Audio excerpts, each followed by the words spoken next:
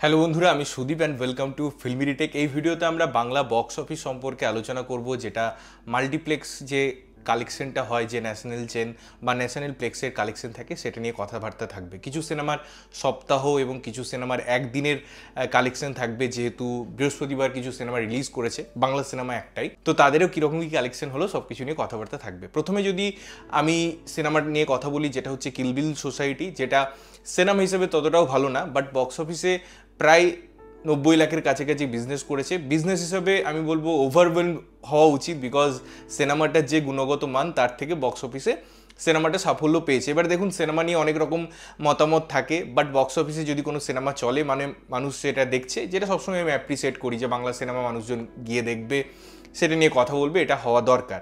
But যে সিনেমাটা নজর কাটছে সেটা হচ্ছে পুরাতন। দেখুন, সেরকম কিন্তু এটার প্রচার ছিল না, সেরকম সিনেমাটা জাঁকজমক ছিল না, তার সত্ত্বেও প্রায় 60 লাখের উপরে সিনেমাটা বিজনেস করেছে, যেটা একটা দারুণ বিষয়। এবং সত্যি সিনেমাটা আমার মনে হয় ডিজার্ভ করে। যারা একটু অফবিট সিনেমা দেখতে পছন্দ করে তাদের কাছে এই সিনেমাটা ভীষণভাবে গ্রহণযোগ্য হবে। সিনেমাটা ধানবাদেও এসেছে, আমি দেখছিলাম কয়েকটা শো, সেখানেও দেখলাম প্রায় হাউসফুল। বেশ মানুষজন এই সিনেমাটাকে নিয়ে অ্যাপ্রিসিয়েট করছে, কথা বলছে, তো সুতরাং সিনেমাটার কালেকশনও ভালো। এবারে যদি আদার সিনেমাগুলো নিয়ে কথা বলি, যেটা যেমন দুর্গাপুর জাংশন, যেটা প্রায় 5 লক্ষর কাছাকাছি বিজনেস করেছে। একটা সিনেমা এসেছিল যেটা আমি রিসেন্ট দেখলাম, সিনেমাটার নাম হচ্ছে চেক ইন চেক আউট। আমার রিভিউ করা হয়নি, পরে রিভিউ করব। সিনেমাটা 1 লক্ষের কাছাকাছি বিজনেস করেছে, ঠিক আছে। আরেকটা সিনেমা হচ্ছে যেটা ভামিনী, যেটা আমার মনে হয় আর একটু বেটার কালেকশন ডিজার্ভ করে। 5,000 টাকার কালেকশন করেছে, যদিও সিনেমাটার সেরকম হল রিলিজ ছিল না, খুব কম সংখ্যক হলেই সিনেমাটা রিলিজ করেছে, তো সেদিক দিয়ে ঠিক আছে। বাট আমার মনে হয় সিনেমাটা আর একটু বেটার অডিয়েন্স ডিজার্ভ করতো, আর একটু বেটার মানুষের কাছে পৌঁছাতে পারতো। সিনেমাটা আমাদের এদিকেও আসেনি, তাই আমি সিনেমাটা দেখতে পাইনি। ট্রেলারটা আমার বেশ প্রমিসিং লেগেছিল, তো দেখা যাক এই সিনেমাগুলো কীরকম কী ওয়ার্ক করে। এবারে রিসেন্টলি যে সিনেমাটা রিলিজ করেছে সেটা হচ্ছে শ্রীমান ভার্সেস শ্রীমতী, যেটা 1 লক্ষের কাছাকাছি বিজনেস করেছে এই একদিনের নিরিখে। বাট এখানে মনে রাখতে হবে স্পেশাল স্ক্রিনিং আছে, অর্থাৎ ওভারঅল আমি যদি দেখার চেষ্টা করি, সিনেমাটা খুবই নগণ্য বিজনেস করেছে। এবং আমি বুক মাই শো চেক করছিলাম, ওভারঅল ওয়েস্ট বেঙ্গলও দেখছিলাম, কলকাতাও দেখছিলাম, সিনেমাটার অবস্থা খুব খারাপ। এত সংখ্যক সিনেমা হলে রিলিজ করেছে, অনেক ক্ষেত্রে দুর্গাপুর জাংশনে শো টাইম কমিয়ে দেওয়া হয়েছে এই সিনেমাটাকে জায়গা দেওয়ার জন্য। বহু হিন্দি সিনেমার সাথে রিলিজ পেয়েছে ঠিকই, বাট বাংলা সিনেমা হিসাবে সপ্তাহে কিন্তু একমাত্র সিনেমা রিলিজ করেছে। আগে এই সিনেমার মেকার্সরাই বলেছিল, যখন তাদের আগের সিনেমাটা রিলিজ করেছিল, যে তাদেরকে ঠিক মতো শো টাইম দেওয়া হয়নি। অনেকগুলো বাংলা সিনেমা রিলিজ করেছে, তারা অনেক রকম কথাবার্তা বলেছিল, বাট সেই সময়ও যে সিনেমাটা মানুষ দেখেনি বা অতটা সাকসেস পায়নি, তারও কিন্তু আমরা জিনিসটা বুঝতে পারলাম এক্ষেত্রে, যেখানে কোনো অন্য বাংলা সিনেমার ডাইরেক্ট সেই দিনের কম্পিটিশন নেই।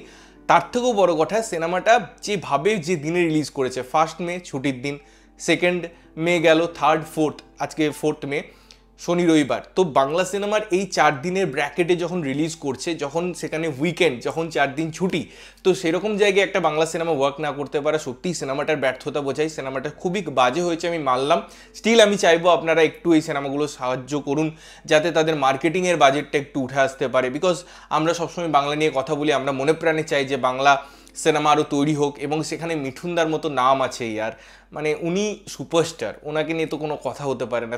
তো ওনাকে বড় পর্দায় দেখতে পাওয়ার সুযোগটাই আমার মনে হয় খুব অ্যাপ্রিসিয়েট করার মতো। এবং অবশ্যই অঞ্জনদা এবং প্রত্যেকের উপস্থিতি এই সিনেমার একটা অলংকার, তো তাদেরকে একসাথে আপনারা দেখুন, তাহলে পরে যদি সিনেমাটা একটু ওয়ার্ক করে। বিকজ খুব কম সংখ্যক শো হাউসফুল যাচ্ছে। আজকে রবিবার 2, 3 বা 4 ম্যাক্সিমাম কলকাতায় হাউসফুল গেছে, এবং কলকাতার বাইরে তো সিনেমাটা চলছেও না, এবং আমার মনে হয় টার্গেটেড অডিয়েন্স নয়ও কলকাতার বাইরে।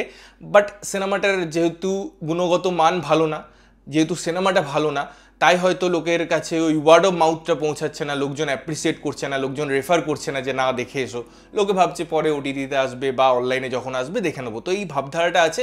তো সিনেমাটার অবস্থা খুব খারাপ, সিনেমাটা প্রায় ফ্লপের দিকেই যাচ্ছে, ভীষণ বাজেভাবে ফ্লপের দিকে যাচ্ছে। কারণ এখানে স্টারকাস্ট যারা আছেন তাদের পারিশ্রমিকই সিনেমায় প্রচুর, তারপরে তো making cost, publicity, releasing cost, এসব যদি ধরা হয় সিনেমাটার হিউজ বাজেটিং একটা, সেই জায়গায় 1 লক্ষ টাকার বিজনেস, তারপরের দিন এত ডাউনফলে যাওয়া, উইকেন্ডে সিনেমাটা না পাওয়া, আমার খুব খারাপ লাগছে। মানে সত্যিই খারাপ লাগছে যে এত বড় একটা সিনেমা সেটা মানুষ রিজেক্ট করছে, সিনেমাটা মানুষ দেখছে না। যাই হোক, এই ছিল এই সিনেমা নিয়ে কথাবার্তা। তোমরা কোন সিনেমাগুলো দেখে ফেলেছো, কোন সিনেমাগুলো আগামীতে দেখবে, অবশ্যই কমেন্ট করে জানিও। ততক্ষণের জন্য ভালো থাকবে, সুস্থ থাকবে এবং সবসময় ভালো জিনিস দেখবে। চ্যানেলটা যদি প্রথমবার দেখছো, লাইক কমেন্ট শেয়ার করতে হবে, সাবস্ক্রাইব করতে হবে, যাতে প্রত্যেকটা নোটিফিকেশন তোমাদের কাছে পৌঁছায়। দেখা হচ্ছে অন্য কোনো ভিডিওতে, ততক্ষণের জন্য টাটা।